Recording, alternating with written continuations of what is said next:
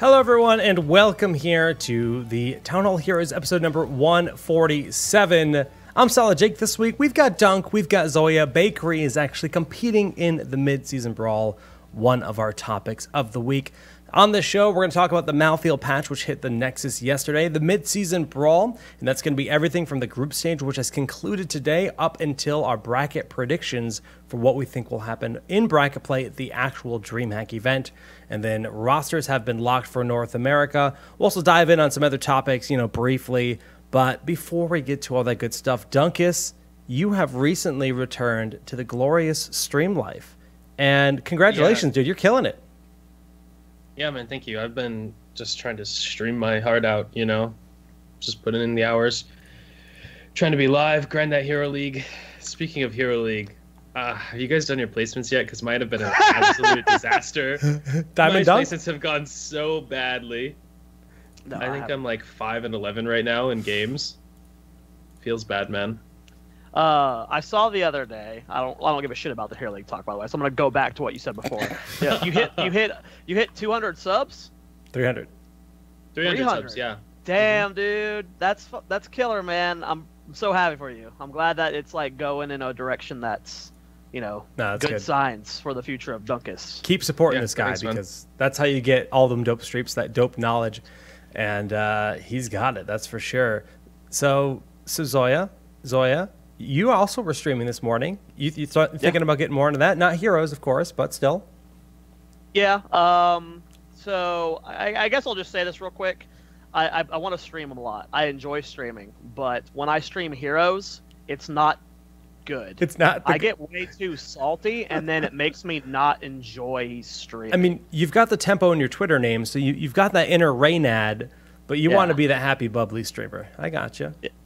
I want to enjoy streaming, and I can't enjoy streaming Heroes. I just get too salty. So I might squeeze it in every once in a while, but I don't know. I like the idea of streaming random games, and I had fun this morning. Probably gonna stream again tomorrow morning, which was cool. What else is good with you? How have you guys been enjoying all the E3 discussion happening? Okay, so first of all, that Dragon Ball Z fighter is high on my list. I cannot wait. That's gonna be such a fun game. But yeah, E3's been great. Well, there's been some gems from E3 that are exciting, and then some really disappointing stuff as well. I've been happy. I'm just curious how many more times Skyrim coming to Android phones. Woo! Like how many times are they gonna recycle Skyrim? Like, come on, man. Give us the next one. Stop teasing us. I'm super excited for the Metroid game, though. But other than that, I haven't kept up with almost any E3 news except the stuff people tell me in my chat while I'm streaming. I didn't even know there was Metroid Prime 3. What console did that come out for? Metroid Prime 4 is going to be on the Switch, and then there's... I did 1 and 2. I played 1 and 2. I never realized there 3 was on the Wii, maybe? I think it might have been. Yeah. So there was no Wii U Metroid Prime? I don't think so. And now they're finally doing another one with Switch. Okay, people in chat are saying Wii. Okay. Yeah. I think I did play... Yeah, no, I definitely played it. It came out so many years ago, though. It came out like maybe a year after the Wii came out, so it was an earlier title. And that was actually one of their selling points. Like, look, we do have a shooter, because nobody was supporting the Wii. Like, Activision, nobody was making games for the Wii. But for me, man, this is the year of the action RPGs. A lot of cool ARPGs. Monster Hunter World looks amazing. Destiny, and then Anthem. Obviously, Destiny's going to be on the Blizzard launcher, so that's like high up there on my list. Yeah, that's probably number one for me. But all right, enough E3 chatter. We could do a separate show on that for sure, because there's so many games being announced. But Heroes has had a ton going on as well, and it starts with the Malthael Patch, so we can just jump right on into it. And I'm going to open the topic by saying I'm probably the worst Malthael player you'll ever encounter. I'm miserable. The one game I played today, I had 1 kill, 4 assists, 12 deaths. It was. I feel like it was something else. I feel like you could take Malthael and then plug in any hero in Heroes, and you can continue that statement. Damn. Damn. Yeah, you're right though. Shots. I've heard a lot of mixed results on him. Some people think he's solid. I've seen a lot of pros say he feels booty butt cheeks. I see some people on Reddit saying they like him. Dunks, what's your opinion on him? Do you think he's got potential? I think he definitely has potential. He's pretty garbage in my opinion until level 13, and then he is, I think, really good. So at 13 he gets his passive armor, and you have your ult at that level. So like every team fight, you do 0 auto attack damage to Malthael. He has like permanent 65 physical armor. So if you don't have mages, you actually just can't kill him. Really? Yeah. He does have a dampened pretty magic at level busted 13, I after thought, as 13. well, though, doesn't he? He has a spell shield at level 13, but Just not as it's not good enough in my opinion because it's a 2-second delay before it activates, which After is just too 2 long. seconds, yeah. Like, how do you... Yeah. Like, great living bomb. Maybe I can deny you, but beyond that, like, Li Ming, good luck. Yeah. That's interesting. I mean, it's 4 seconds of spell armor, and 50 spell armor is a ton, but it's a 30-second cooldown with a 2-second activate. Ugh. I haven't got a chance to play him yet because I don't have enough gold and I don't want to spend money on him. How do you guys feel he captures the aesthetic feel from Diablo? Like, does he, like, when you see Malthael's fight from the game, like, do you feel like he's Malthael? I don't really feel like his kit portrays itself as Malthael. I think the Wraith Strike is awesome, and I think it looks really cool, but I feel like there's just something kind of deeply unsatisfying about his Q and E abilities, to be honest. They're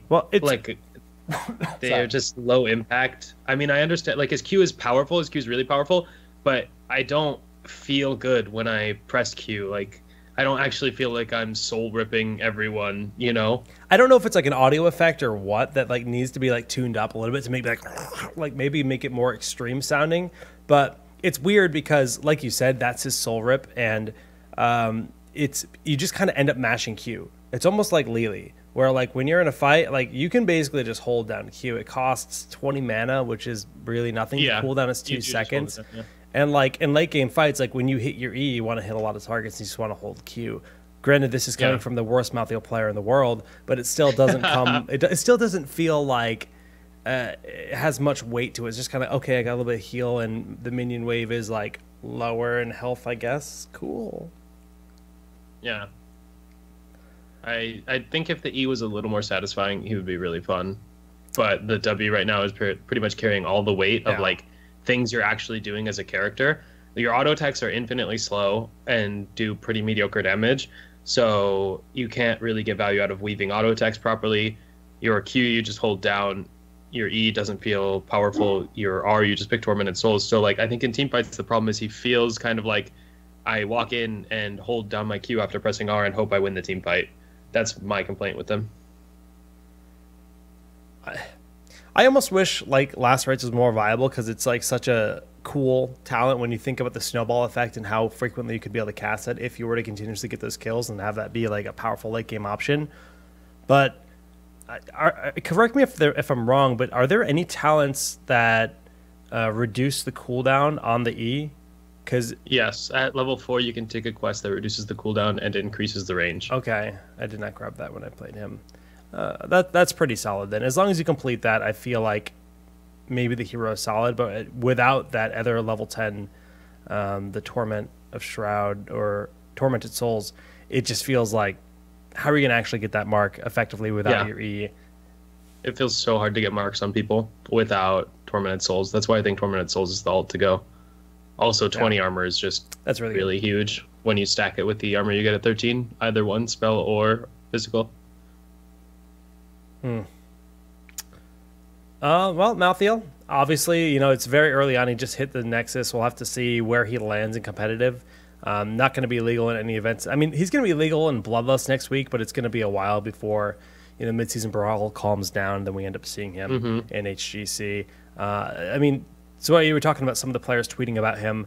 I think I saw Cattle send out a tweet this morning or yesterday, I forget when, but he just basically said, like, this hero just feels way too vulnerable, doesn't have enough oomph to him and not enough sustain is the gist of the tweet. And I saw Saray say something like he feels like he'll only see play versus like heavy tank comps. Maybe, yeah. We shall see. But the patch goes far beyond just Malthael. Zoya's food poisoning is catching up. And he is out.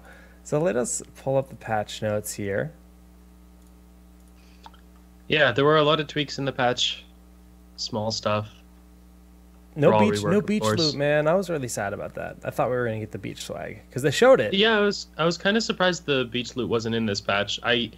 My guess is the actual content is there, but they haven't enabled it. Yeah, it seems likely. Since they showed it, but who knows? If we had Heroes Nexus, they could data mine it and let us know. We don't have anyone that data mines Heroes anymore. Feels bad. I mean, I'm sure people do it individually, but they don't create videos and release all the content like we used to get. But this patch, I mean, one of the big themes is they're targeting Bolt of the Storm. Now, over the years, one thing that's changed, pretty consistently in Heroes of the Storm is they have targeted generic talents and done their very best to remove them. Bolt of the Storm seems to be the next one on the chopping block. Sprint is officially extinct with the Toronto rework that happened about a month ago. Bolt is next on the chopping block. Isn't Venom still on anyone? Maybe one hero? I don't know if anyone actually has base in Venom anymore. Because it used to be like, does Kerrigan have it still? I think Kerrigan might have it. She might be the only one. But that's another option or another generic talent that they worked out. That's something they said they're going to do. They said they want to get rid of generic talents as much as possible. And yes, Zagara has Envenom Spine, but that's still not Envenom. But we know we have Thrall rework and the Malfurion rework. We'll get there as we go down the list. When you look at heroes that lose Bolt, like a hero like Kerrigan that already kind of like felt like if she dives in, does this even affect her? Because it's level 20, but like Kerrigan's the kind of hero where you dive in, if you miss your combo, you're probably dead, right? But Bolt gave her another option, or at least more aggressive options as well. How do you feel about Psionic Shift being, the replacement? She's probably the second winner, I guess, of this change. Like, I think this change actually probably makes her a little more powerful, just because this shielding is valuable when she's playing offensively. Most of the other heroes who lost Bolt didn't get a reasonable replacement, but I think this one's actually fine. It's not the most exciting. It's not a ton of shielding, but, a few hundred hit points here or there can definitely matter. And it's a 70-second cooldown, so comparable to Bolt. Yeah. Down the list, Raynor just loses it. They're like, you know what? You're a ranged assassin. You're kind of an oaf, and you don't get it. Yeah. And then the first big one here, Thrall, full rework. We're not going to read through all the talents. We're not going to read through the full build. What's your takeaway? We actually saw him played in Bloodlust, and he put out more DPS than a Gul'dan on his team. He put out like 80k DPS in the game. And one of the games we saw 3 to 4 man roots, and that's a base kit upgrade, allowing that wolf to hit multiple targets. And those kind of changes seem really nice. Where do you think he stands now compared to before? I think Thrall is much better than before. The wolf going through multiple targets, I think, is a huge upgrade and a big power level increase. And it's most of the reason why he's like, I would say tier 1.5 to tier 2 now, compared to like tier 3 or 3.5 before. As a solo laner, isn't he a little bit weaker early game because the questing talents and the nature of them? Kind of, yeah. I think it's a little awkward in the early game because you get this Q quest talent in the solo lane where you want to last hit minions, and it's a little awkward to actually manage in the laning phase. But once you get it, it's really powerful. Then there's some questions. I know some people are thinking that you can run him in the 4v4 lane and take the other level 1 talent. I am not convinced. I don't think that's great, but maybe it'll work out. I think it is tougher for him to solo lane a little bit in the early game. But overall, I think he's a stronger hero because once you get to teamfight phase, being able to hit 2 or 3 people with your root is just so much more valuable than before. Sorry, did you say Echo of the Elements is your go-to, just the double chain lightning? Because it's kind of like the old 1 and 4 wrapped into one talent? Kind of. It's the extra cast of chain lightning is just so valuable. And in the solo lane, you can't actually charge up Crash Lightning. And I don't think Rolling Thunder is even close in power level to either of the other talents. I'm trying to think of like when this would be valuable. Like maybe like in a niche situation where there's Rexar, or maybe there's a niche situation where against Vikings there's more bodies. Even like if you're playing a quick match, having a Samuro on the enemy team, all those extra bodies do count as heroic units. Could be fun to test it in those scenarios, but it does seem like almost like that liability, because you're getting more sustain from this. You're getting, he's already going to be good in the solo lane. Like, you get the extra charge, so you get more procs of follow through, you get more procs of Frostwolf resilience. I just feel like the Crash Lightning in the 4v4 Thrall build, I don't expect that to actually be the way he ends up getting played. Could be cool if someone makes it work, but level 4. I mean, this armor, like, I love this. They're finally giving Thrall talents that like make that wolf a really beneficial initiation. If you want to dive in as Thrall, you can throw this out, and the Feral Spirit can actually give you that physical armor. And when you're charging towards, tanks or other bruisers, that seems like it could be super meaningful. Yeah, his W definitely got a lot better with this patch. Right now, I think people are kind of trying to decide between Frostwolf Pack and Manatide. Really? That's surprising. Yeah, there's a lot of heroes, I feel like, in the meta right now that auto-attack really frequently, and that's true. It makes it hard to get value out of resilience. But I like Frostwolf Pack. If you complete the quest, the half cooldown is super value, and the mana cost reduction deals with the mana issues that Thrall has pretty well, in my opinion. As far as Manatide goes, I know some people like it. I wasn't impressed the time I used it, but probably need some more time to figure everything out. That's fair. Yeah, I mean, all in all, I'm really excited to see where Thrall lands. I think you're right. He's definitely leveled up as a hero in general, so maybe he will start to see some play in competitive. I mean, Ragnaros kind of stole his thunder, and then Rag received a series of nerfs, and now Thrall has this rework. So Rag will probably become even less common unless there's situations where you want Molten Core, and Thrall will fill that spot. But even like Sonya is getting more play right now. We're starting to see teams bust out more Illidan's. We saw some today in the Midseason Brawl even. Yeah. Not always now working, that Rag doesn't just shut down every other melee because he's been nerfed so much, like, there's a lot more room in the meta. Also, this level 20 bolt that Thrall got, Windrush, is so good. It's so good. Because he gets an extra Wind Fury cast, so, like, the bolt is still pretty good. Since his bolt, it lost a little bit of range, but that's not that meaningful since you normally use bolt to follow up on Sunder. So now you can Sunder and then Wind Rush on top of them, and then after Wind Rush, Wind Fury is over, you can activate Wind Fury again. It's so good. Damn. And you think about some of the other Wind Fury talents that exist, like the double Frostwolf Resilience if you went that route, and of course Tempest Fury is always an amazing option. That's a lot of damage. That's cool. What's the quest talent here? Maelstrom Weapon. This stacks really ridiculously high, doesn't it? So it's practically unlimited stacks. I think it's 1,000. Technically. Yeah, I've just found it really hard to stack that talent up. Every time I see a Thrall pick that talent, it's like by level 16 or something, then they have like 30 stacks. And after level 16, if you take triple hit, it starts stacking up pretty fast, but that's just a long time to wait for your level 7 talent to matter. So you go and follow through for the additional damage since you have so many casts, like the double lightning. If you went Echo of the Elements and you went Manatide, I mean, you're spamming abilities constantly and then follow through is going to give you a lot of additional hits. That's what I like. I enjoy the burst damage. I know some people are taking Ancestral Wrath, and I think that makes sense if you're going more Earthquake style for brawling tanks and getting that lifesteal. But either way, Ancestral Wrath or follow through seem pretty good to me, and I pretty much take them depending on which heroic I take.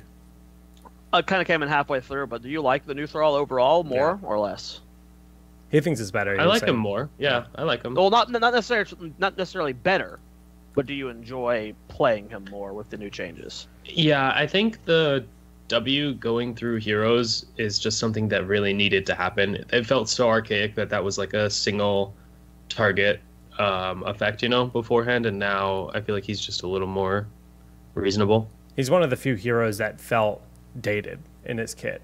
Like, I still look at Raynor as a hero that kind of feels like clunky and almost just like a little bit too linear compared to a lot of the newer heroes.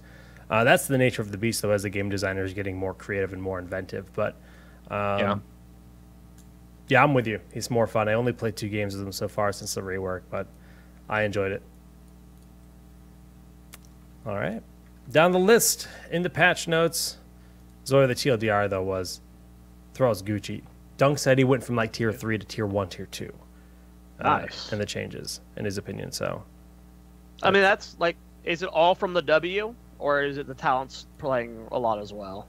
It's pretty much W and double Q, I think, are the big gains. The rest is pretty neutral overall. I think that just shows you that the power of like quality of life changes plus slight retweaks can have in the game. And that we've been seeing those kind of comments pop up, like just kind of a little side tangent, but you've been seeing like people on Reddit even bring up this. Like I think I saw a thread about the other day about Leoric's March of the Black King, how you should be able to control it while you're doing it. Yeah. You know, or something, because no one picks it. Like, yeah. It would be interesting if you had a little bit of control, but I agree that's another interaction that needs a little bit of love. Yeah, not even like a redesign, just like maybe like a slight upgrade or functionality change or something, like the wolf piercing through. That's not a rework. That's literally just a value change where heroic target does not end the pathing of this ability; it continues through. But you know, we talked about Thrall getting an upgrade. A hero that very likely did not get an upgrade is Malfurion. I love the new Malf. Not saying he's good, not saying he's better. I just like, I actually like my broccoli build a lot. Like, broccoli hurts so much, and it's really satisfying on certain situations where you need to control a point. The roots feel mega meaningful. They're not just CC to get someone out of a bad spot. They're not just CC to zone. If you get hit by the roots, like, it actually is going to do a lot of damage, and that's it's a new thing that's fun that I'm enjoying. But I mean, Dunk, how ripperoony is Malfurion? I think the changes are really bad at high level play, but not as impactful quite as I expected at low level play. Like, Malf's still pretty much the same hero. He's just much worse at competitive levels. And then post 10, yeah, the mana is a serious issue. But, you know, he's not like completely ripped for, I would say, like Master and below. Are you surprised at all that they took the mana away from Twilight and didn't try to compensate in other ways? Like, yes, you can see the mana cost has been reduced on Moonfire, but Regrowth actually costs more mana and does less healing now. Like, that's like, your heals are, they're not quite, I mean, maybe they are like the same tier of Uther level costliness, but you actually, I have to be in Malf, and that's a foreign thing. Well, the Moonfire cost reduction, I've found, balances out the mana cost increase on Regrowth pretty easily. So I think it is actually relatively similar mana control. Okay. It's just healing, like trying to keep 3 hots up on your team at all times is more mana costly, which I think is fine. So the overall, we're not going to go through everything once again, but the overall changes to Malfurion is he's got a bunch of new talents, some of them interacting with his Moonfire. The Trent is now, or the roots at level 4 that now actually get stronger based on how many heroes you hit, and that just scales throughout the game. So what is it, 8 additional damage each time you hit an enemy hero with the Vengeful Roots? Yeah. So the broccoli scales way faster now than before. If you compare 4% scaling level to 8 flat damage every time you root someone, and you're probably getting 2 or 3 times the number of root triggers per level than before, like, so he's going up like 25 damage level instead of 4 or whatever. I mean, he starts to smack really hard. Yeah. I've watched that thing just body a Nova, and it's really amusing. Moonfire build, you know, it's actually interesting. The one game that we saw and played in the Bloodlust Open, and again, that's an amateur event, where Malfurion was played. It was a full-on Moonfire build. It was literally Moonburn, full Moonfire, and then I believe they actually went for the Lunar Shower, not hindering Moonfire. Probably. So they went for full damage, and it was on Shrines. And Malf was just, you know, as soon as you complete the Moonburn, it's a quest talent now. You have to get up to 100 to get the extra damage on the monsters. Yeah, but 125 minions killed. Yeah, the shrine control was actually, you know, substantial with that Malf build, which is interesting. Yeah. But let's talk about heroic abilities. You know, you got Twilight Dream losing its mana return, and then they also wrapped Bolt into Twilight Dream. So if you want Bolt of the Storm, you have to use Twilight Dream. It's built into 1 cooldown. Does this change your priority for Twilight Dream at all? Is Tranquility now something you would consider? I think Trank is definitely an option now. I don't know if Hero League will adapt, but in certain compositional matchups, I think Tranquility is the better choice. Like, if the enemy team doesn't have melee assassins that are diving you as Malf, you probably want Tranquility now that you don't get the extra value from the mana regen. The downside of the changes to Malf, though, is that you can't get his new bolt if you took Tranquility, which is so awkward. And even if you do take Twilight Dream, his new bolt is like horrendous in comparison to old bolt Twilight Dream. Wind up, like it's a lifetime. Yeah, and the range nerf was really harsh on it. So I don't know. I think Trank is the real deal, though. For Hero League especially, where people don't focus fire at all, if the enemy team doesn't have melee assassins, you can just pop Trank and watch them like wail on your tanks, and it's pretty good. Well, it's funny when we think back and over the years, this is literally the earliest meta possible where Ravenous Spirit was the most fearsome thing in the world, and the way that teams learned to deal with the Ravenous Spirit was to cast Tranquility as Malfurion to counter it. This was early competitive heroes, but the game has changed so much since then, and nowadays, like, there's a lot more bursts, like you said. There's those melees that dive. Even a Genji with Dragon Blade, I don't think a Tranquility is going to deal with a Dragon Blade. Like, sure, it's not like Cups with Lily, where you can't cast other spells. You could maybe get that root to contain him and try to heal through. But just thinking of like some of the heroes that exist in the meta right now, at least in pro play, I try to make a case for Malfurion, and like without cleanse, without the mana sustain, and without bolt at 20, it's like, whew, that's hard. Yeah. It's pretty drastic changes to them. Yeah. I find it weird to me how usually Blizzard, they're very slow rolling with their balance changes. They want to do things one change at a time, right? Maybe two changes at a time. They ease their way into this because they don't want to overchange them. But this is a major attack. Like, I almost want to say attack on the Malfurion, because he got so many like big changes. I'm glad you called it an attack on Malfurion, because this is actually something I wanted to pick Dunk's brain about. This seems like a very conscious decision towards support design. Support design has been talked about and complained about, honestly, for a very long time, and we've started to see the reworks happening. So Uther, although he has Cleanse, he does have a great alternative that sees more play than Cleanse does. And if you took Cleanse away from a Paladin, that's kind of weird. Then you've got Tyrande, who has the Cleanse at 4. It's not traditional Cleanse. And her rework, again, is she's less of a heal bot. She's more of a utility hero. Malfurion feels like less of a heal bot, more of a utility hero, and they're trying to build that. Do you think that's their intent in the long run? Do you think Cleanse will ultimately be phased out? And is this like a good direction? I think they definitely did need to tweak supports, and this is indicating that they wanted to go in the direction where they're going to be less healing. I just think the game is not in a state right now where supports can function very well without Cleanse. Like, the selection of supports that function without Cleanse is pretty small, and I don't think Malf is going to fit there for competitive, at least. So while this change, overall, you sum up all the changes, I would say this is a small nerf for Malf for like Hero League games, but for competitive, this is like 100% removing Malf from the metagame as solo healer anyway. So I don't know.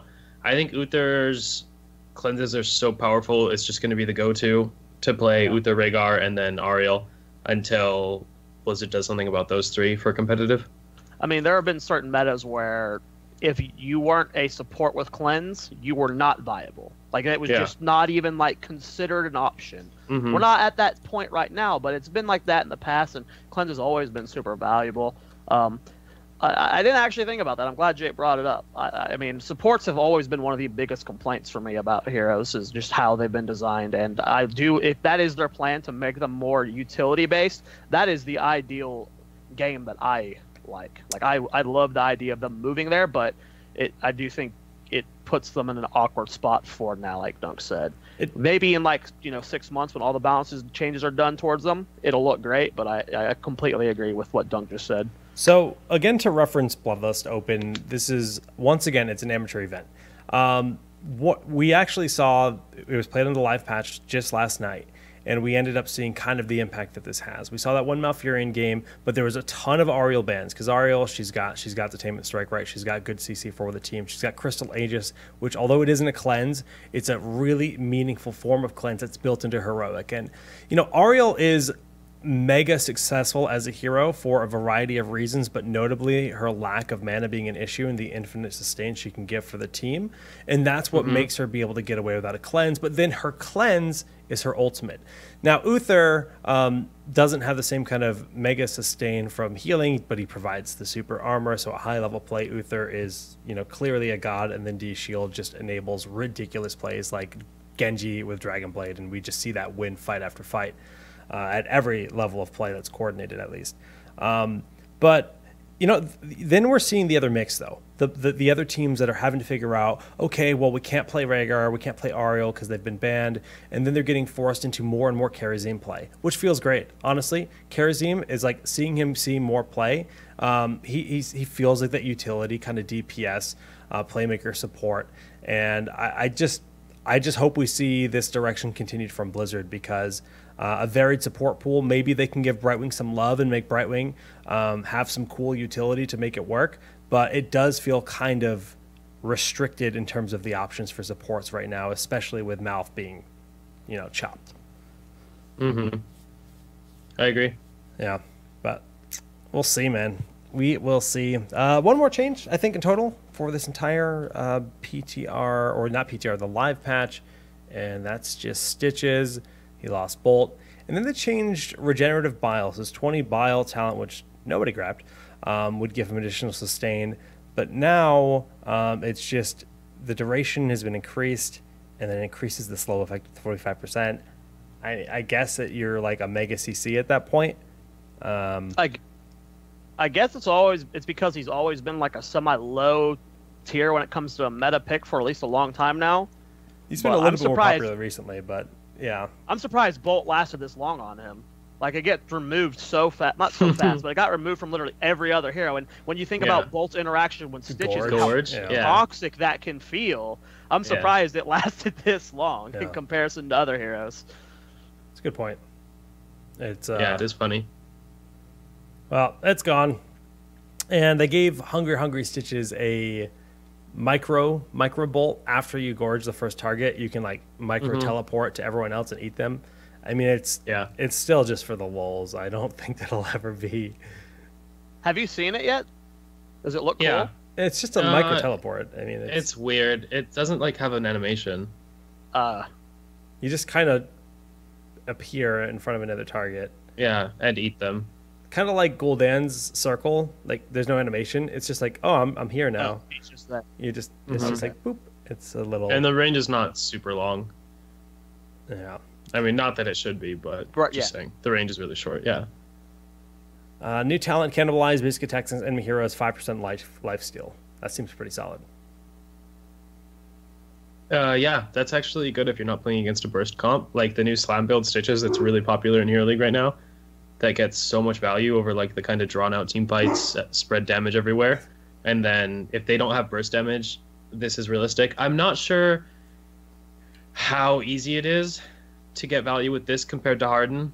Like, so you activate Hardened, you take 75% less damage. How many autos are you going to get in a team fight? Probably 6 to 8, meaning you're regenning 30 to 40% of your HP. So if Hardened would have blocked, you know, that much damage, then Hard would have been better. But it all depends, I guess, on matchups and stuff. So this is actually powerful. Well, nice addition. You lose Bolt. I'm glad they didn't just give him another form of utility. You know, they tried to make the Bolt changes interesting. Some are Bolt with an effect added into it, like the Windfairy for Thrall, as you mentioned. That's really solid.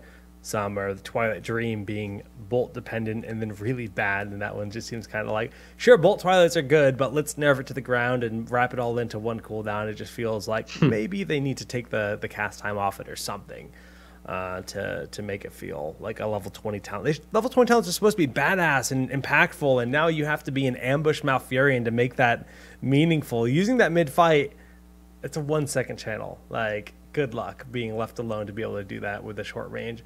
Oh, so yeah. He's out again. Yeah, I don't know. I mean, like the Malf talent, I think it kind of succeeds on the sense of like epic thing, because it is like, it's a blink and it casts Thrall. It is epic. It's just kind of trash compared to what we had before, you know? Right. I wonder how long Hardened Shield will last. Like, how long before all the Hardened Shields are gone and we have garbage replacements like Anti-Magic Shell on Arthas or Tyrael's horrendous Nullification instead. Nullification. You hate it that much? I don't hate it. It's just like, I don't know. It's just really bad. Yeah. It's just like a really bad talent. Fair enough. All right, well, Zoya has slipped into the shadows, but that's the Malthael patch.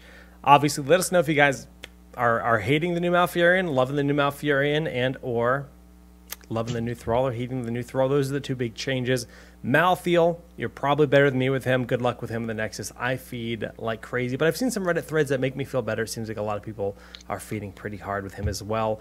We're going to move to talk about the Mid-Season Brawl, which there have been 5 days of group play that actually finished today. So if you have not caught up, this is spoiler central because these are our groups going in, and you know, we have gone through every single match. Look at the Deadly Kittens logo. They actually got a nice new one since this graphic was made. Good on the HGC guys building all that stuff out. But let's just kind of talk about regions before we go into the actual group discussion. Because when we look back at the Western Clash and the Eastern Clash, that happened just a few months ago, I think one of the bigger statements was Nomia. Nomia came out, a team that comes from a region with absolute zero practice. They are just mega dominant. Like, they legit don't get good practice on their region. And, you know, I remember asking them if they played on Korea, and they're like, not really. It's just the ping is kind of rough, so they just kind of deal with it. But here they are, you know, they are putting up a good fight, taking games off, you know, threatening just about everyone.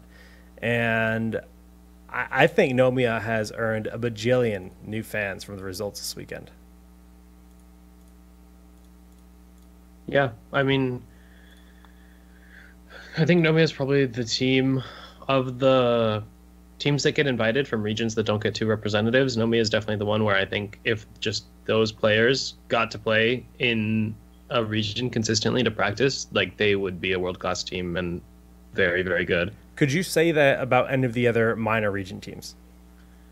I don't really get the same sense from any of them that they would be as good, you know? Yeah. Like, it's hard to say. It is hard to say because practice and having other teams to play against to improve your own level is so important, but it just feels like Nomia really could be up there. Well, we can actually use masterleague.net because their website is actually the fanciest. And although it doesn't necessarily look the fanciest, this is the best place to go get your intel. You can see SPT, you know, Nomia got the 2-0 there. SPT did end up getting last in their group. Top four proceed forward. So Roll20 did make it out in third place. Go NA, making it work. They've got, you know, this is they call this wins and ties, and really it's weird because it's a best of two series where two games get played no matter what. So like this is kind of an odd categorization. If you go 1-1, like Tempo Storm Dignitas, it's still it's an even trade out, and it should be looked at as more than a tie. But this is Group A we're looking at here. So MVP Black went 9-1, and the only game they lost in group stage was that horrendous game to Roll20. I think that's pretty crazy because when MVP Black got upset, like really early in the group stage by Roll20, everyone was like, "Oh my god, MVP Black is so bad now!" Like, and then they was just that day one? Rush out their group. I can't remember if it was day 1 or day 2, but it was early, and then they just crushed out Fnatic. Because game 1 they got rolled, right? Yeah. They gave Roll20 like Roll20's exact comp that they would play every game if they could. Was that the Towers game? No, it was Team of the Spider Queen with Justin on Diablo and Glau and Medivh and everything. But L5 is really struggling. They even lost their tiebreaker game today, so they got 3rd seed instead of 2nd. And Dig got to 3-0 L5 over the games. Dude, so that's the biggest that's pretty statement. wild. That's the biggest statement, because we also have to look at Dignitas. The event opens up day 1 and they just get swept by E-Star. Like, E-Star came out guns blazing, and China's a region that, like, at one point everyone's like, China's amazing, China's fantastic, and then, you know, 6 months ago everyone's like, you know, what's happening with China? Like, are they actually that good? Like, are they don't seem like they've got their thing their act together right now. And then you look at this event and they just come out guns blazing, roll over Dig, and I was honestly worried about Dig. I was like, oh god, like they're actually just like, me too. are they going to be just, are they just going to get stomped this event? Like, are they just not on point? But day 2 versus L5, right? That was the next day, wasn't it? There's been so many. I think L5 was day 3. Day 3, regardless. L5 Dig was day 3. They turned it up, and they got 2nd place in their group. EU, 2nd place in both groups. That's Fnatic and Dignitas. Korea, they've got MVP Black in 1st. E-Star has 1 in 1st. But beyond that, I just gotta, you know, even commend the NA boys. 3rd and 4th, they made it through the bracket. They put up some really good games. There's definitely some tightening up to do, you know, in some maps and some matchups. But this bracket play is going to be good, really good, I feel. Yeah. So E-Star versus Fnatic and MVP Black versus Dig are both going to be amazing games, because E-Star is kind of like the surprise that they're as good as they are. Everyone was really not thinking China was going to be at that level at this event. Yeah. And then we get to see them play Fnatic, who a lot of people are saying are like the favorites or whatever for the tournament right now, or one of the favorites. And then Black versus Dig. So that's exciting. The upper bracket is super exciting here. Could you imagine if EU makes the upset happen? Like, Dig and Fnatic have already shown that they can challenge these you know, Eastern teams. Yeah. If they manage to do this, it's such a big deal for Heroes, I feel, because historically, like, although we've had EU threatening them, it's never been like EU going straight to the upper bracket finals. I don't think that's ever been the case. Yeah. And I believe, man, I'm so freaking excited for these games. And it starts Saturday. It looks like 1:45 my time, but they're best of 5s from here on out, ladies and gentlemen, and it's going to be Gucci. That is a lot of best of 5s. That is so much game. That's 3 days, right? Best of 7 grand finals. That's Monday on its own. Look at that. Yeah, so best of 7 is a 1 game advantage, if I remember correctly. So it's a best of 7 with 1 game advantage to the person who comes out of upper finals. Dude, that's going to be so sick. Yeah. That's going to be... Dude, I'm so glad to see we're actually getting a grand final Sunday. Like, sure, there's a lower bracket finals, and whoever comes from this does have to go through the gauntlet of playing a best of 5 and then a best of 7 with a deficit. So that's like actually like winning upper finals is mega value here at this format. Yeah, I love this format. I love the group stage, eliminating some, seeding into a double elim. Like, this is my favorite kind of bracket in all esports. You know, I wish Zoya's stomach wasn't ripping him in half right now, because I know he wanted to talk a little bit about the format. And I think his one complaint that he had about the format was the fact that there still are some matches that have no purpose. So, like, I think there was only one this entire tournament. Yeah, I think the it was E-Star versus E-Star Soul Tortures game. Like, it doesn't change where they anything. Went Nova. Yeah, it's like they knew they got first seed, so it didn't matter. I mean, it is unfortunate, but like, there were a really small number of those. I feel like mostly I think that was the only one. Yeah, it just was like the teams that were getting like SPT and Red Canids knew they were getting eliminated on like day 3. There was basically no way for them to come back into the bracket, which is unfortunate. But yeah, E-Star definitely deserves seat 1. They bodied the hell out of this tournament. You okay, buddy? Sick drafts. He's dying. I'm not in good shape right now. I'm sorry. Well, let us know if you got a dip. But thanks for I'm trying. I'm literally about to get up again, though. Like, I thought I was good coming. I'm not in good shape. I'm sorry, guys. I didn't mean to make this a two-man show.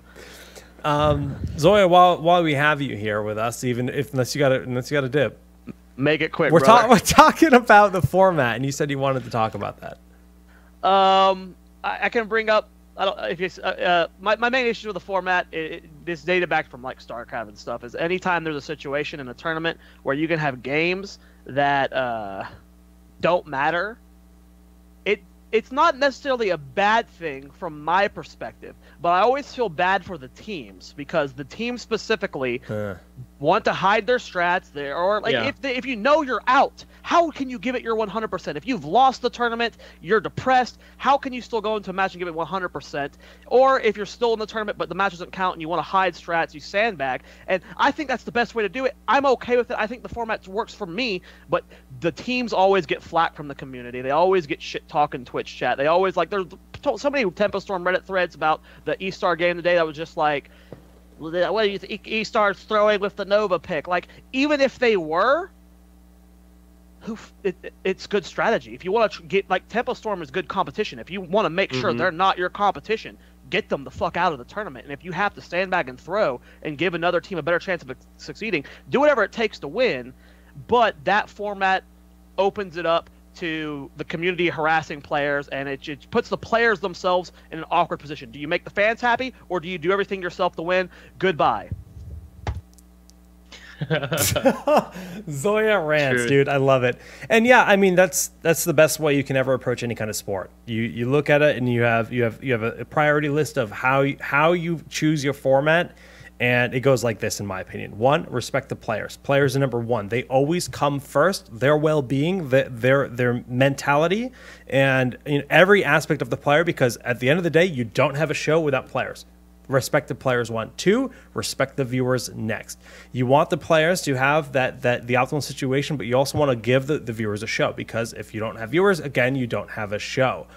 So then, yes, the viewers might be missing out on a game in that situation, but players take priority because again, is it healthy to make them play that match? 3, respect your talent, and that's just because I wanted a 3 in there and blah. But that should be the order of which you look at things. Players are always number 1. They are the most important part of the broadcast. They are the stars of the show, and sometimes it feels just kind of like they're there to play.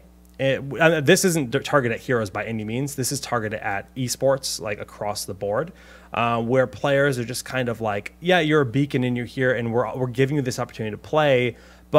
And it's gotten substantially better over the years because like we look at the earlier BlizzCons and your training facilities that you guys had at like opening week. I remember at the very first BlizzCon, it was literally just a massive room with tables after table after table where anyone could screen watch behind you, and nobody was willing to actually play real games because they didn't want to show strats. And that's something that Blizzard, I know with Heroes, since we work in this scene, did fix and make infinitely better with private practice rooms and everything for the next year, and I'm sure they're doing the same here for the event. But yeah, I feel bad for the team that's guaranteed to lose, that has to play against E-Star, that's doing God knows what with their games. It's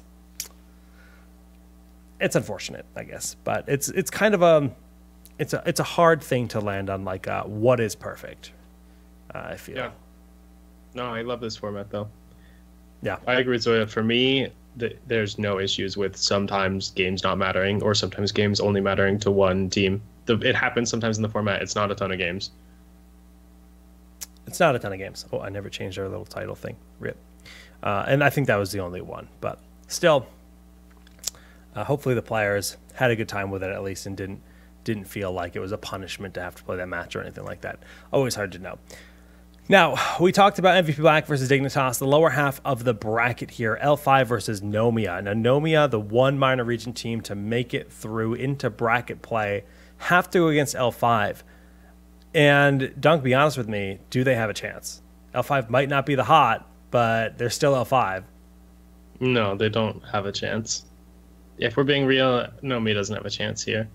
Like, L5 is in lower bracket because of like a catastrophic throw and then tilt against Dignitas set 1.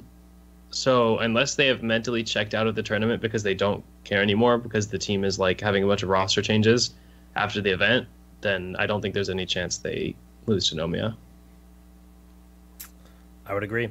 The other side, NA versus NA, meaning North America guaranteed top 5. We did it, boys. We made it to top 5 in a global event. But it also means a team kill or a region kill, rather, which is always unfortunate.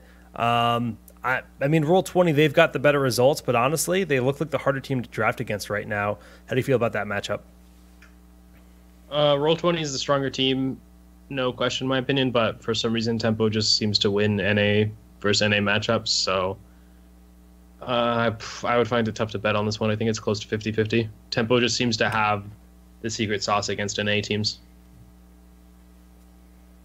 Dunk. The secret sauce. Zoya, what's your secret sauce?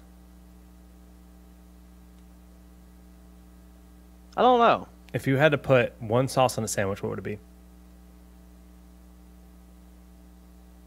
On a sandwich? A burger, any kind of breaded item that you would sauce up.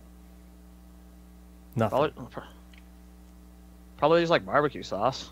Okay. I really like barbecue sauce. Barbecue sauce is great. Roll20 versus Tempo Storm. Zoya, who's your money on? Roll20 versus Tempo Storm? Roll20. He's going for Roll20. I am a big Goku fan. I have always been. He's not actually there. Always though. loved that character. He's not there. Oh, he's not there? No, he doesn't get to play Shit. until after this event. I thought he was going there. I didn't watch any of their games. Well, they announced it before the event, and I also had that same exact opinion, but they've had Yoda. And Yoda's been playing out of his mind good.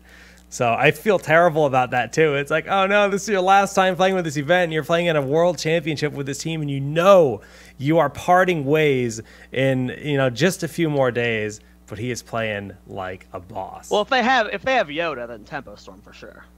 Damn. I'm just kidding. Shots. I'm just kidding. Well, I guess the full bracket predictions, I'm just going to go through. We just talked about the lower bracket. We said L5 moving in, Roll20 moving on. That seems to be the consensus, and I agree with both of you on that. On the upper bracket, I'm giving Dig my energy. They are going to find a way to dig their way through that. And then E-Star, China, they're China's last hope. I think they're going to carry that on. But it's going to go to Game 5 regardless. I have to put my money on China here, though. Fnatic, I think if Fnatic or Dig is going to beat E-Star, it's Fnatic. But we'll see. We'll see. I believe in E-Star and Dignitas for the upper side. Wolf would be yelling at me right now because I just said Korea's not going to make it to the upper bracket finals, but that's okay. Dunk, your predictions for upper bracket. I think Black wins, and then You've betrayed E-Star Bakery Fnatic, I think, is so close. I'm going to guess Fnatic wins just because I don't think Fnatic's going to give up drafts for free to E-Star, like a lot of the teams were. Like, E-Star has shown enough of their play now. Xingxi should not be getting Vala. E-Star should not be getting Vala Ariel comps. And I expect that Fnatic will be able to take this because of their superior mastery of globals and draft phase. So I'm expecting MVP Black versus Fnatic in the upper bracket. Literally opposite me. Nice. Zoya, break the ice. I'm going to go with the statistically logical one and say, if you're not an Asian team, you're not doing well. So I'm going to go with the E-Star versus MVP Black. I'm going to take the safe gamble. I like it. Well, yeah, I mean, where the bracket will go from that, it's impossible to know. This patch has been, the little meta in this patch is being defined. Seen so much Genji prioritization. Even the warrior picks have been really interesting, seeing a fair bit of stitches here and there mixed in. Obviously, the teams have their comfort picks. You'll see the Medivh on a team like Roll20 more than some of the other squads. And time will tell, but there's a lot more going down with the Midseason Brawl. It does not resume until Saturday this coming week. So Saturday at 1:45 p.m. Eastern time. That's actually really, really well timed for North America. That's about is that 10:45? I can't math right now. 10:45 for the West Coast, and then how are they? Oh, it's 10:30 a.m. Never mind. That's 7:30 a.m. for West Coast. That's rough. Okay, yeah. I was wondering. I didn't think they could possibly start their day that late. Yeah, that would be rough. Yeah.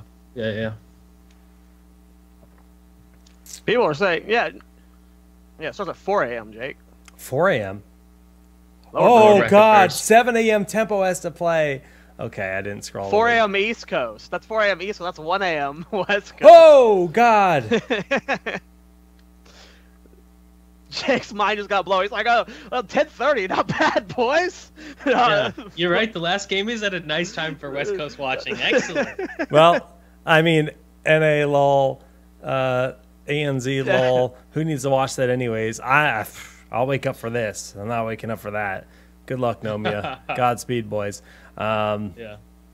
But, okay. Well, that makes a little bit more sense. Sunday, same dealio. There's, 4 best of 5s, and then 4 best of 5s. Or 4. 1, 2, 3, 4. And then Monday is best of 5 and a best of 7 with the 1 game advantage. Mm-hmm. So I've seen like 800 times on Twitter people popping off, this is the best match of Heroes. This will go down in history. Yeah. What is your favorite match so far of the Midseason Brawl? If you had to like pick one, because there have been a lot of great matches, like individual games. Well, what is your favorite game so far? Like, if you had to feel like, if you didn't watch this game, go watch it, people on chat. Watching Dig beat Koreans is kind of amazing, and since Bakery Senpai is on our show, just go watch Dig L5. I just spoiled it for you, but that's what the show is all about. The dankest spoilers. Go watch that series. Watch Bakery Cylon, kids. We got to see him play some Kerosene this weekend. It was good. Dunk's shaking his head. He disagrees. He disapproves. Yeah, I don't really agree. I think if you only watch one game of this event, I think the execution of E-Star's no tank compositions has just been absolutely flawless, and you should find an E-Star game to watch because those have been amazing.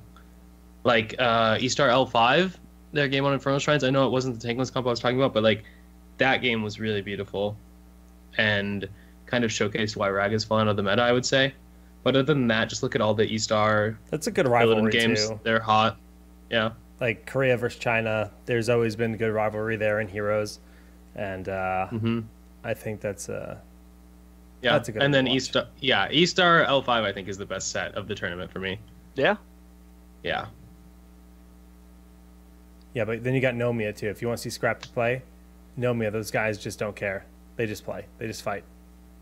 They just make it happen. They get the wins where some teams just otherwise wouldn't. And there's a lot of good matches to watch for sure. It's hard to just narrow it down to one. There's been so much good stuff, and it's far from over. Best of 5 series are going to make it even crazier because that's the beauty of the phase that we had for the group stage is it's just 2 games, and it can go 1-1, it can go 0-2, it can go either way. But best of 5s, you're going to start seeing way more maps because that's when the map pool starts to really show what teams are actually the best. Being able to win on a map that you can choose, that's one thing. Being forced to go to a map like Brax's Holdout that you might not be comfortable on could really make or break some teams. And that's what Heroes is all about, right? Like, it's all about the map diversity and being able to play every map and being able to draft in every map. Yeah. Okay. Well, that's going to be pretty much the Midseason Brawl discussion. I know we didn't really go into meta too much. I don't know if you guys wanted to. I mean, we could just look at some stats. Chen OP. That's all the meta you need to know. And he's getting way more play in Hero League as a result. What is his actual win rate? 85%. Oh. Not bad. Chen goes hard. No, Chen goes hard. Not bad at all. All right. These are the top win rates. Chen, 85% in the Warrior pool. higher than Artanis, who has 66%. It's only in 3 games total. Chen is 6-1. Anub is 24-14. Obviously, seeing way more play. Like, I'm trying to think back on, like, you know, the first instance where I was like, okay, I don't know how I feel about this draft was Tempo Storm. I think they were playing like a Chen Abathur composition. And you just look at the fight, and they just don't die. Like, you just got Panda Pals, you got clones, you've got so many disposable bodies that just let you do stupid things. I think they also had a Genji. And then you just kind of throw these bodies out there, and Dragon Blade just kind of goes at it. But it's definitely interesting. What else is weird about this? Nothing really. These are all what you'd expect to see. D.Va, this is what I expected to see out of D.Va personally. I don't think she's fully figured out yet. I don't think we've seen anyone get near the min-max with that hero. I'm almost surprised. I think E-Star's D.Va is really good. But is it max power yet? I don't know about that. Maybe not. I think just not only just like the D.Va play, but working D.Va into your composition to figure out how to be most efficient with her. I don't know. What else we got? Supports. Uther. Top win rate. Malf, Tass. Yep. Pretty much. That's what I expect. Uther is the best one by a very wide margin. Anyone who thinks otherwise is kidding themselves. The Korean teams figured it out really fast. Yeah, and pretty much banned him in every game that they couldn't get him. That is Tass. so funny seeing the bottom 4 there. Yeah. Morales 0-3, Lucio 0-2. It's kind of the state of supports. We were talking about that a bit earlier. Like Lucio, they nerfed his healing, and you know he's just kind of he's going to be a really hard hero to balance just because of his kit, right? Brightwing needs some love, but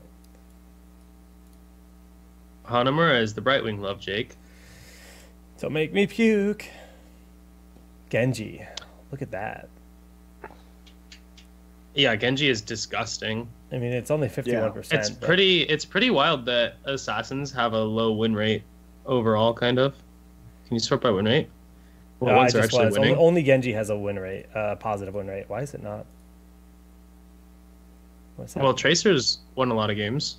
Lunara. Oh, never mind. I had it on popularity.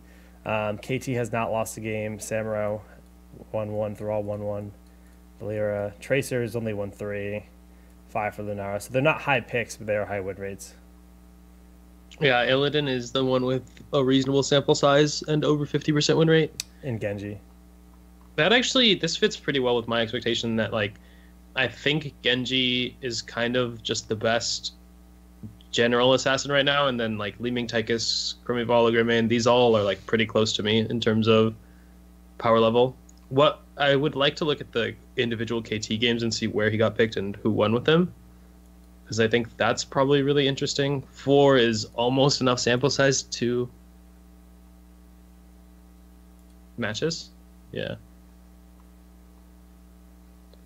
So Tempo Soul Torturers, Dig Canids. Okay, so these are pretty much all teams crushing Soul Torturers and Red Canids. Okay, so the Kael'thas stats are literally irrelevant. Okay. Whoops. Sorry to call you out, Red Canids, but you know, sometimes you get called out. Where's the special Abathur? That's actually disgusting. Holy crap. Yeah. That's a lot of the strength of Chen, Illidan, Abathur style compositions with Uther against Malfurions. That's basically been the go-to. If the enemy team has Malfurion, the teams that are winning those matches against Malfurion have been running the Illidan or Chen with an Abathur and just diving Malfurion and crushing him, or a Genji. Yeah, we know ever since they gave him a little bit of love that was just going to swing him back into that prominence position, and he at high levels, I mean, Abathur is an absolute beast. You can even kind of love Master League. So much amazing utility. Yeah, well, I mean, go play your Chen and your Hero League games, boys, because Chen clearly OP. If you can get someone to pick Abathur for you. If you're Diamond, you might be able to greet Diamond Dunk. Go find dude, I'm on my way down to Plat, though. Don't worry, I'm on my way. Oh, we're gonna be buddies soon. It's gonna be great. Yeah, yeah. I gotta finish my placements. I've only done. Did I tell you this? I played my first placement, lost miserably, of course. Had a Zarya that just face checked the wall constantly and didn't have any care for her own shields. And then game 2, I was actually setting up the show, setting up production stuff, and I just downloaded a new patch on XSplit, and then my computer BSOD'd. I think it was due to me doing production things while in draft, but I was like, I'm last pick, I can do some stuff.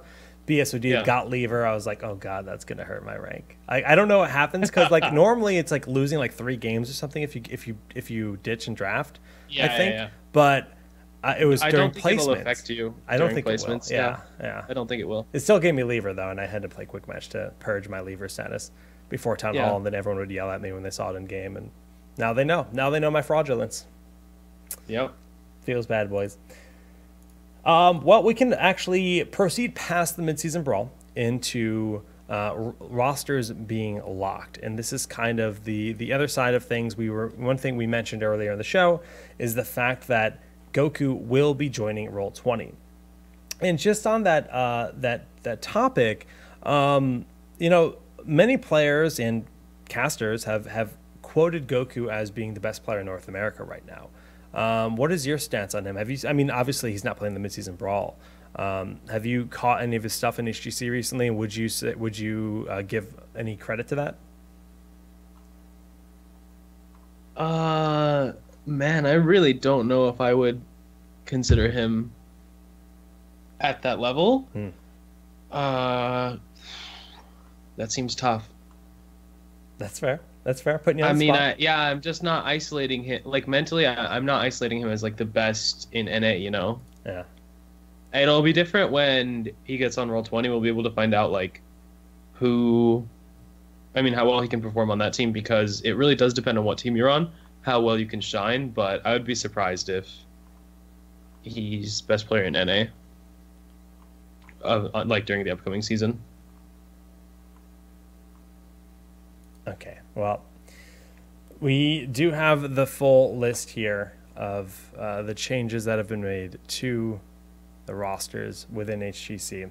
And for Europe, it's just Athero has joined Team Expert and Blade has been removed. Tricked picked up Maki, and Eternal has been removed. And then Eternal went to playing Ducks as Crisplosion has been taken away from that team.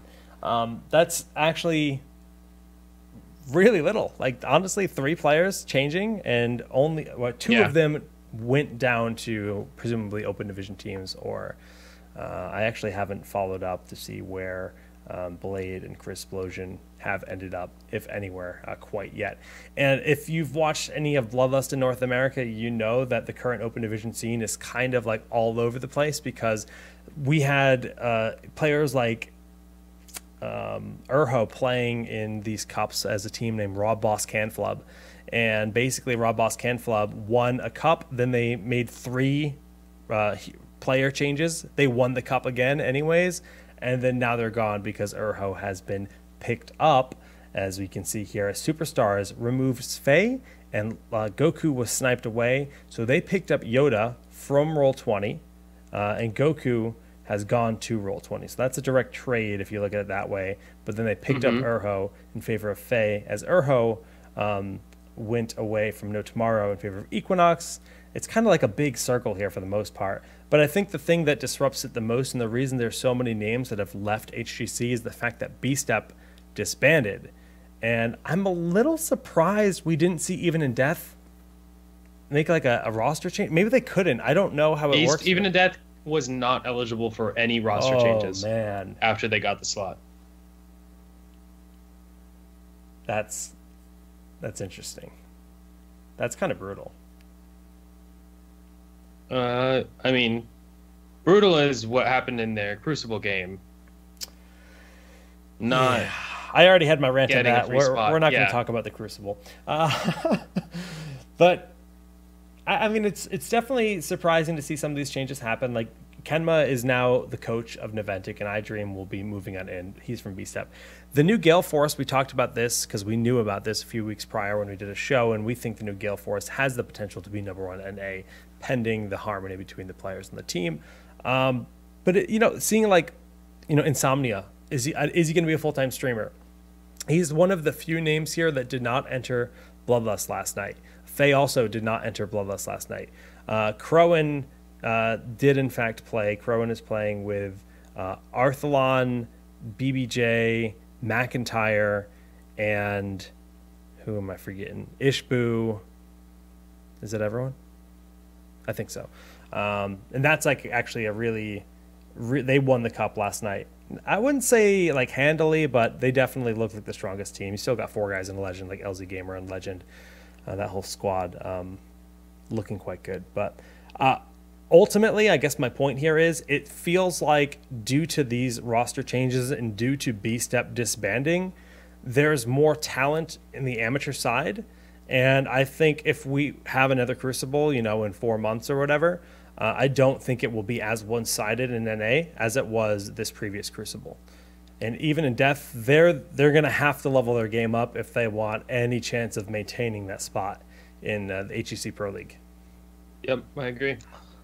Yeah, my fear is we've talked about this before, but my fear is that it's such a long time until the next Crucible, and I'm just so how many of those people like Faye, McIntyre are going to retire before then, like just completely hang up the belt by then because they're going to become popular streamers and stuff by then and stuff. I mean, it seems like Insomnia and Mac, it's pretty likely for them.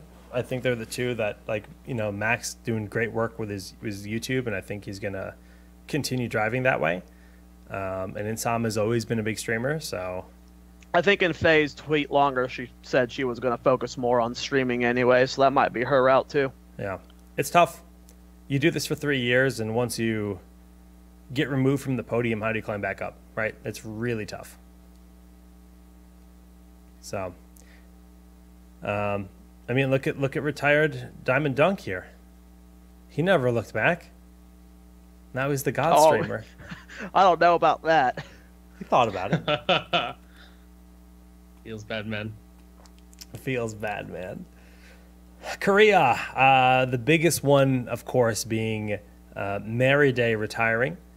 Mary Day's one of the best supports to ever play the game. But Rich returning from retirement. Big deal. It's like, ooh, Mary Day. It's like, ooh, Rich. All right. Role swap will be interesting. I mean, it's a spicy roster change. I'm really sad to see Mary Day leaving, though. Like, I don't know. I think Mary Day has also always seemed like an awesome guy, and he's been so good for so long. That one hurts. There's a lot. Is there more changes in Korea than NA? I think there is. Yeah, there are. To be fair, like, all the teams, I don't know. Miracle didn't do great this season. Tempest didn't do great this season. L5, I think L5 and Maybe Black making changes is, like, actually roster apocalypse mode. And other than that, is Noblesse quitting? I think so. Yeah. I don't know, man. The MVP Black changes are. It's hard for me to look at them and be too excited. I know Rich is a great player, but he's a god, dude. He's like the best player to ever live. Yeah, but he's also one of the most toxic players to ever live. Yeah. And you're replacing one of the, like Dunk said, one of the nicest, coolest, most down-to-earth players with one of the most toxic, worst histories. And he's a child. He's got literally the worst backstory of any pro player. Like if you look deep into who Oreo Man was, he is the most toxic pro player in the game. Yeah. So who knows? Like he's a great player, but you're replacing someone super positive and nice. Well, maybe internally. Mary Day was that, like right? just a charming dude to be around. Like you just liked his company. I've never talked to Rich in my career. Never interacted with Rich in my career. But Mary Day, guy's a god. I'm gonna miss him. Yeah. So it's just let's hope during his retirement, Rich has grown the fuck up. We'll see. I'm not getting my hopes up on that, but we'll see. But yeah, that's the roster changes. The rosters have been locked moving into the HGC. Let me look at the actual schedule on the website to see when it actually resumes.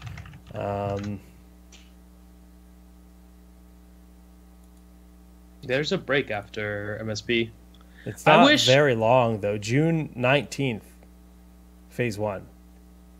Wait, really? Yeah, that's not even 19. No, June 19th to 25. That week. So June. So. Oh my. There's no break. That's literally the week they get back. That's zero break. 23, 24, Whoa. 25. They're going to be matches. Based on the website here, unless this is... I thought there was at least a week. Are you sure? Phase 2, June 19 to 25 for North America. Oh, there are no scheduled matches, though. Is that but what it's that still... says? Phase 2. 1. Oh, maybe they just haven't published the schedule yet. Yeah. But it's still week 1, week 2. Yeah. And then Western Clash is in August. I mean, it's pretty much non-stop. Like, looking at the schedule, only one bye week. Yeah, they come back immediately into matches. 1, 2, 3, 4, 5 weeks, and then this bye week right here, that's Bloodlust. Immediately after Bloodlust is Western Clash, then Eastern Clash the next weekend after that. Then there's another bye week. So this actually makes sense because when this schedule wasn't published yet, but when Blizzard told me the dates, they're like, all right, you can do Bloodlust here, or you can do Bloodlust here. Otherwise, you can't run an event because we are just completely booked all the way through. Then the schedule resumes, goes into playoffs, goes into Crucible, bye, BlizzCon. Like, whew. And that's October 25th to November 4th. That's crazy. Gonna be an intense rest of the year because like we were talking about this, the players are gonna be so exhausted. That is just no time off, boys. And okay, Dunk, sorry I didn't have my Skype up to see the messages, but end of the day, Zoya, if you had to pick one member, you guys can totally see this #production. If you had to pick one team to win the whole event, you think it's going to be Korea or China? I think E-Star. You going with E-Star? Yeah, man. I've always liked E-Star, and they're my cock pick. I would be very, very hard if they won. I feel like it's due, man. I feel like it's due. E-Star has been around for so long. They've always been, a top contender. They've never won a major championship, right? E-Star has never won a major tournament, right? They were expected to win a few, but there's sometimes there were visa issues and other things. I do not recall E-Star ever winning. Maybe they won a GCWC. Wikipedia. I mean, Heroes.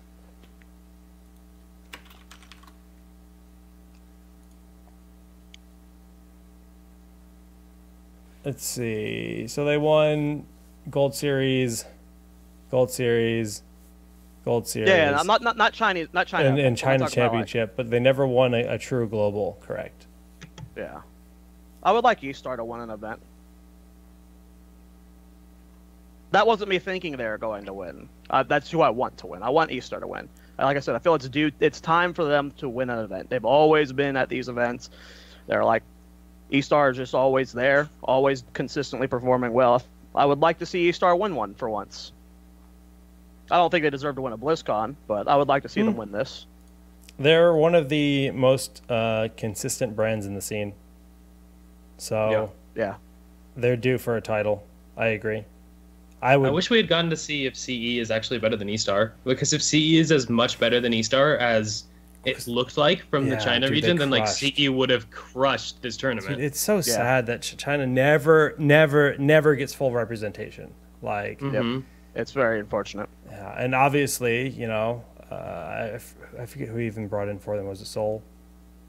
It just so lackluster, the second team, when CE could have actually been the best team in the entire event, right? But oh well, visa issues are.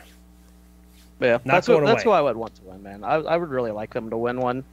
Just, it feels like it just feels like, as someone who's been in HOTS forever, right? It just feels good. It would feel good overall if E-Star won a tournament. Yeah. Dunkus? Yeah, they deserve it. Would you? What's up? You think they're your favorite to win, or you think MVP Black have it, or someone else? Ooh, it's hard to say E-Star is my favorite to win, man. I think MVP Black's a little more likely to win, but I'm with Zoya. I'm rooting for E-Star, not just because they've been in the scene a long time. They've had visa issues before. Like, there have been a lot of factors going against them, but even at this event, they've showed the most interesting compositions already in group stage, and their play has been really fun to watch. Stylistically, it's always great, and Xingxi is always impressive on Vala, so I would really like to see E-Star win, but I think favorite-wise, I'd give MVP Black like a tiny advantage. Really? Okay. I'll put my money on E-Star. I'm going with them. I think they have the potential to go at all. I just want an EU team in the finals. That's all I want. Personally, if we get the EU winner bracket final, I'm going to be the happiest nerd in the world, but we'll have to see. A few more days until the Midseason Brawl kicks back on in with a bracket best of 5s and a best of 7 finals. Get hypey, because it's coming soon. We are going to transition to shout-outs, starting with you, Zoya.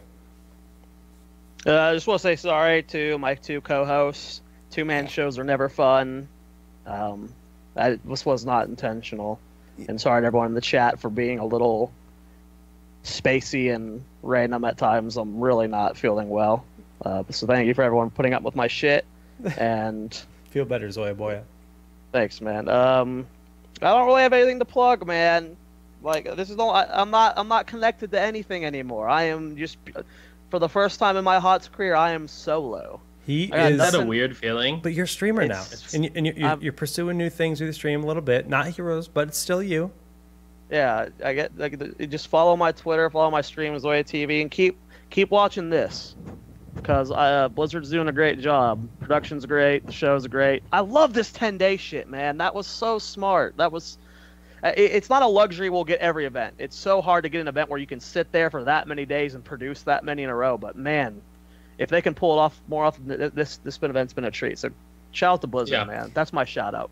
Way to go with HGZ so far. So I'm just gonna cut off the shout outs for a second, because chat's saying something about E-Star disbanding after this event. Yeah, that's what they are saying. Oh, really? And I really want them to win right now. Now they're definitely my cock answer. Yeah. Wow. I'm not sure if all 5 are leaving HOTS, but that's really sad, man. All the top teams just explode one way or another, it seems. It's really unfortunate. Do we have a single active BlizzCon champion team, world champion team? No. Every mount that exists in the game is an extinct team. Ballistics, C9, Tempest. Tempest is still a team, right? They're just, I mean, does keeping a team name make them still the same team? No. Feels bad, man. Well, hopefully E-Star figure something out. Hopefully they don't all leave us forever, because that's really sad. But Dunkus, shoutouts, man. Yeah, shoutouts to I mean, I guess HGC, this has been an excellent tournament so far. Really well done format. It's been executed great. Really happy with how it's going. And shoutouts to all the new subs on my channel. Really appreciate it. And really happy to be getting so much support for the streaming, which will be firing back up after the show. Twitch.tv/DunkTrain. Awesome, man. Well, if you guys want to learn all the sweet deets on the new patch and hear some great analytical commentary, ask Dunk some questions on his stream at twitch.tv/DunkTrain after the show. Bloodlust is still going under the hood. I was going to say that doesn't make any sense, but Bloodlust is still going down. Smash.gg/Bloodlust. Of course, you can contribute to the prize pool, as we always plug the merchandise. Support the event, guys. The gist here is we are putting on an event where we're trying to fly out a bunch of casters, and it costs a lot of money. So we really do need your support to make this event as amazing as it could be. Truthfully, I have spent months trying to find sponsors, and no one has bid. We have Twitch. We have one sponsor, and it's been really hard for me. I'm going to be honest with you, because I spent months of time building production packages and all these sponsor decks and all these things, but at the end of the day, it seems like being in the shadow of HGC, which is something we didn't have last year, has actually made it infinitely harder to get sponsors. So we truly do need the community support to make this event not only an enticing prize pool to give us awesome games from the teams that are going to be putting in the time to play it, but to really help bring out some casters like we're trying to fly out Dunk and Zoya. And I want to be able to pay these guys as well for a dope event. Tried my hardest at getting sponsors. It's really looking grim right now, I'm gonna be honest there. So please, please, please support Bloodlust to give us another awesome event this year.